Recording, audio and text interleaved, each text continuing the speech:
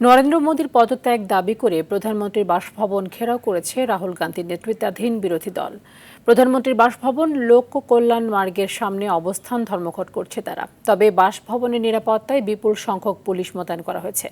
অন্যদিকে নিট কাণ্ড নিয়ে অবশেষে মুখ খুলেছেন প্রধানমন্ত্রী নরেন্দ্র মোদী। প্রশ্নপত্র ফাঁসের বিরুদ্ধে কড়া বার্তা দিয়ে দোষীদের কঠোরতম শাস্তি নিশ্চিতের কথা জানিয়েছেন তিনি।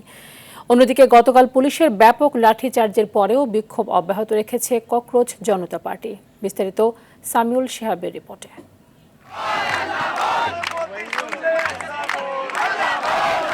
ভারতের কেন্দ্রীয় শিক্ষামন্ত্রী ধর্মেন্দ্র প্রধানের পদত্যাগ এবং নিট পরীক্ষার অনিয়মের বিরুদ্ধে দিল্লির রাজপথে উত্তাপ ছড়াচ্ছে নবগঠিত ককরোচ জনতা পার্টি সিজেপি। সোমবার পার্লামেন্ট অভিমুখে পদযাত্রার সময় পাল্টাপাল্টি সংঘর্ষে জড়ায় পুলিশ ও বিক্ষোভকারীরা। ঘটনাস্থল থেকে সিজেপির প্রতিষ্ঠাতা অভিজিৎ দীপক সহ ৭০ জনের বেশি বিক্ষোভকারীকে আটক ও গ্রেফতার করা হলেও মঙ্গলবার সকালে ফের দিল্লির যন্তর মন্তরে জড়ো হয়ে বিক্ষোভ অব্যাহত রাখে ককরোচ জনতা পার্টির সমর্থকরা।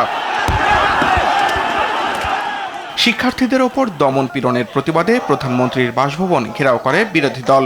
রাহুল গান্ধী, প্রিয়াঙ্কা গান্ধী ভাদ্রা এবং মল্লিকার্জুন খাড়গের নেতৃত্বাধীন শান্তিপূর্ণ অবস্থান ধর্মঘটে যোগ দেন কংগ্রেস নেতারা। ছাত্রদের ওপর পুলিশের হামলার জন্য কেন্দ্রীয় সরকারকে দায়ী করে শিক্ষামন্ত্রী, স্বরাষ্ট্রমন্ত্রীর পর এখন প্রধানমন্ত্রীরও পদত্যাগের জোরালো দাবি তোলা হয়। এই আন্দোলনে যোগ দেওয়ার ঘোষণা দেয় পাঞ্জাবের কৃষক সংগঠনগুলো। অন্যদিকে প্রশ্নফাঁস ঘিরে শুরু হওয়া এই বিক্ষোভ নিয়ে অবশেষে মুখ খুলেছেন প্রধানমন্ত্রী নরেন্দ্র মোদী। বলেন, প্রশ্নফাঁস মহাপাপ, তা রুখে দেওয়া গোটা দেশের দায়িত্ব। এনডিএ সংসদীয় দলের মঙ্গল মিলন বৈঠকের পর কেন্দ্রীয় মন্ত্রী কিরেন রিজিজু মোদীর বক্তব্য উদ্ধৃত করে এই তথ্য জানান। তিনি বলেন, নিট প্রশ্নপত্র ফাঁসের ঘটনায় দোষীদের সর্বোচ্চ শাস্তির কথা জানিয়েছেন প্রধানমন্ত্রী। जो रिफॉर्म एक्सप्रेस पर सवार होकर के आज देश चल पड़ा है। सामिउल शिहाब, RTV।